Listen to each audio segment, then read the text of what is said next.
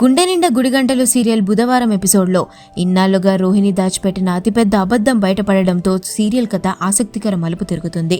సుందరి పెళ్లిలో దొంగలను పట్టుకుని ఆదుకున్న బాలు మీనలను సన్మానించేందుకు మటన్ కొట్టు మాణిక్యం హంగామాగా రంగారావు ఇంటికి వస్తాడు.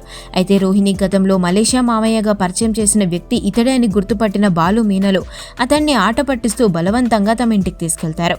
ఇంటికి వెళ్లిన తర్వాత రోహిణి కోట్ల ఆస్తిపర్రాలు కాదని ఆమె ఆడుతున్న నాటకాన్ని బయటపెట్టేందుకు బాలు కుటుంబ సభ్యులందరినీ హాల్లోకి పిలుస్తాడు. ఈ క్రమంలో మటన్ కొట్టు మాణిక్యాన్ని అందరి ముందు తీసుకుని వచ్చి ఇతను మలేషియా మావయ్య కాదని రాజమండ్రిలో 30 ఏళ్లుగా మటన్ షాప్ నడుపుతున్న మాణిక్యం అన్న నిజాన్ని బాలు బయటపెడతాడు. అంతేకాకుండా రోహిణి తాను రాజమౌళి సినిమాలో ఛాన్స్ ఇప్పిస్తానని నమ్మించి ఈ నాటకం ఆడించిందని మాణిక్యం నిజం ఒప్పేసుకుంటాడు. ఈ నిజం తెలియడంతో కుటుంబ సభ్యులంతా ఫీల్ అవుతారు. ఇన్నాళ్లుగా రోహిణి చెప్పిన అబద్ధాలను నమ్మి మీనను అవమానించినందుకు ప్రభావతి తలదించుకుంటుంది.